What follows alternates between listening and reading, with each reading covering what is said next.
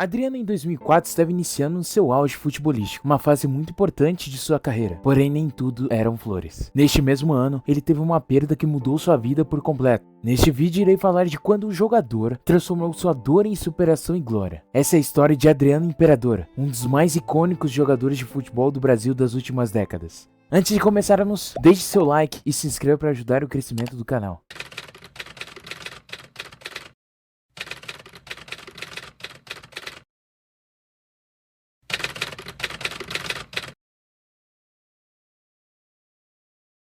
Nascido nas ruas da Vila Cruzeiro, Adriano cresceu abraçado pelo amor ao futebol. Seus dribles eram como poesia em movimento, seus chutes como um trovão que ecoava no subúrbio carioca. Talento era tanto que com 17 anos já fazia sua estreia no profissional pelo Flamengo. O curioso é que no início da sua jornada na base, ele atuava como lateral esquerdo, mas foi observado que ele chutava muito bem e forte. Com isso, ele foi mudado da lateral para atacante. Como ele mesmo já disse, ele só fechava os olhos e chutava forte que era gol. Campeão no time carioca e com 18 anos já convocado pela seleção brasileira, tudo muito rápido, não iria demorar para a Europa querer ele, algo que realmente aconteceu. Inter de Milão adquiriu a jovem promessa e falava: estamos comprando o próximo Ronaldo.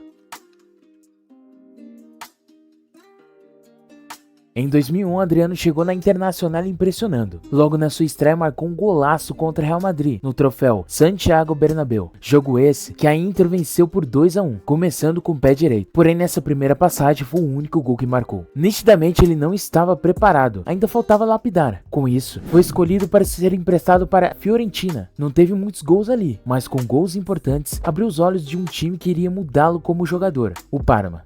Ali, ele de fato se tornou um atacante. Aprendeu que jogar na frente não basta ser forte, rápido e chutar com firmeza, mas também saber como finaliza. Mas acho que foi bom, porque esse tempo para mim que eu tive, vamos supor, de 3 anos que eu fiquei fora da Inter, foi importante para mim porque eu peguei muito mais experiência e quando eu cheguei no Parma, mudou, melhorou para mim, como é que se diz?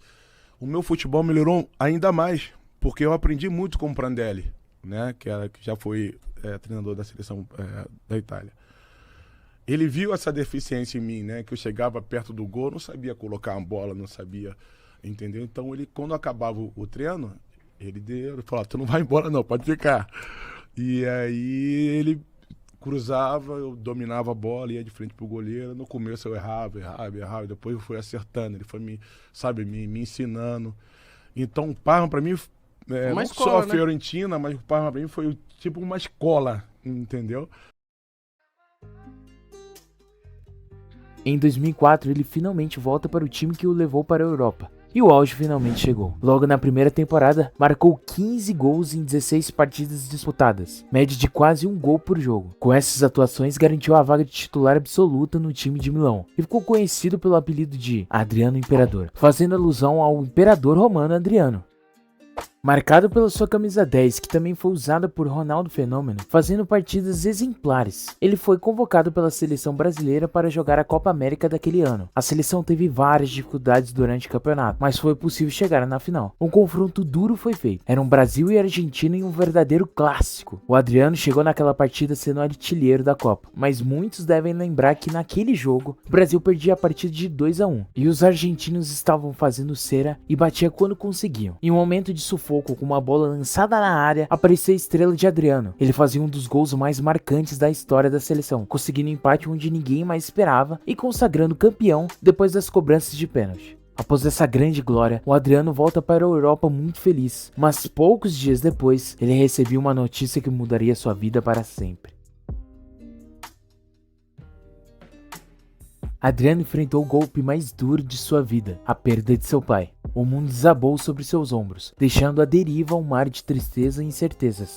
Ali percebeu que o futebol começava a não ter mais graça. Contudo, Tidico negligenciou o falecimento de seu pai e não foi para o enterro. Por um tempo funcionou, pois ele conseguiu render futebolisticamente. Claro que cedo ou tarde a conta ia chegar. Conseguindo conquistar títulos relevantes e fazendo a dupla de ataque muito forte com Zlatan Ibrahimovic em 2006, rendendo até a sua convocação para a Copa do Mundo. A geração de ouro, que todos os brasileiros tinham muita expectativa, não foi como esperado. Os jogadores demonstraram não estar em suas melhores formas físicas. Adriano, que estava até que ok, não jogou tão bem. Em alguns jogos parecia que ele estava desligado. Não parecia o mesmo Adriano que todos viram na última Copa América. O desempenho dele foi tão questionado que muitos especialistas até hoje dizem que quem deveria ter jogado contra a França era o Robinho, que sempre quando atuava no lugar do Imperador, o time fluía mais. Com a eliminação do Brasil naquela Copa, mais um baque tinha Adriano. Aos poucos em Milão, ele perdia controle de seu psicológico, até que no final de 2007 ele nem aparecia mais nos treinos. Claramente tomada pela depressão, ele não conseguia ter um rumo. O que ele tinha negligenciado por tanto tempo chegou com sua cobrança. Ele precisava mudar as coisas, e ali decidiu voltar para o Brasil. No Brasil, ele escolheu ir para o Refis do São Paulo Futebol Clube. O Refis São Paulino era um dos mais avançados da América Latina, onde tinha especialistas de várias áreas para ajudar jogadores a se tratarem. O que Adriano mais precisava tinha lá, profissionais na área da psicologia. Com pequenos avanços diários e um ambiente super agradável, a diretoria do São Paulo perguntou se ele não teria interesse em virar um jogador do clube. Adriano ficou contente e animado com a ideia e ligou para o presidente da Inter de Milão, pedindo a permissão para ficar lá. Adriano sempre foi muito querido e respeitado.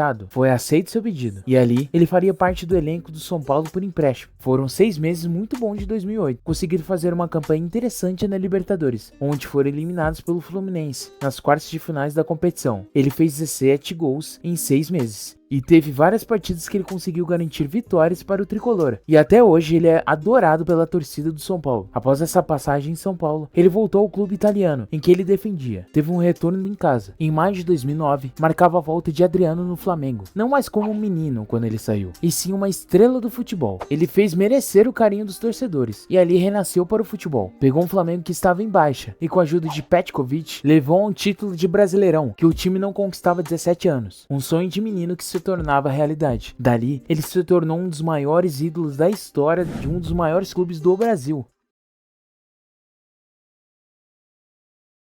Em 2020 foi feita uma lista por alguns jornalistas e torcedores para elencar os maiores ídolos da história do Flamengo. E Adriano está lá, no top 10. Apesar de não ter ficado muitos anos lá, ele marcou sua história. Claro que depois do Flamengo ele jogou em outros clubes como Roma, Corinthians, porém não é o foco deste vídeo. A mensagem que devemos atentar na carreira dele é de como ele conseguiu se reerguer depois da perda de seu pai. Muitos falam que ele poderia ter sido muito maior e teria ido mais longe na sua carreira. Ele mesmo sabe disso, mas quando ele esteve perdido na vida, depressivo, o que salvou foi retomar as suas origens e tentar se reencontrar com a sua felicidade. Muitas vezes achamos que na vida nada mais vale a pena depois de uma grande perda, mas isso é a vida. Não o que iremos fazer nos momentos mais felizes, mas sim o que decidimos nos momentos mais difíceis. Adriano é um dos meus maiores ídolos no futebol. Lembro até hoje da minha reação quando eu era pequeno e vi aquele gol que ele fez na final da Copa América contra a Argentina. E bem, esse vídeo não é sobre um jogador especificamente. Na verdade, é sobre um guerreiro, um brasileiro que mostrou para um país e para o mundo que a felicidade é aquilo que a gente sempre temos que procurar. Eu até entendo também um pouco a imprensa, né? Porque eles esperavam muito mais de mim, até para a seleção mesmo. O meu pai não estava mais ali presente, né? Demorou um pouco para mim, sabe, perceber realmente que ele não estava ali. Cadê aquele cara que estava lá do meu lado lá? Não tem mais, puta merda, onde que ele tá? Não tive coragem de ir no enterro. Eu não sei se isso foi meu erro, tá? Eu não sei se isso foi meu erro. Porque quando você não tem a imagem realmente da pessoa indo embora, de repente para você se conforta mais rápido. De repente, depois, por isso que eu fui sofrer. O pessoal não acredita, diz, tô farreado, tá cheio de dinheiro. Tá, mas aí, tua cabeça, o dinheiro vai ajudar o quê? Vai ajudar você a comprar outra porra da mente? É. O dinheiro ajuda. Mas não compra felicidade, não compra saúde, não compra família, não compra nada.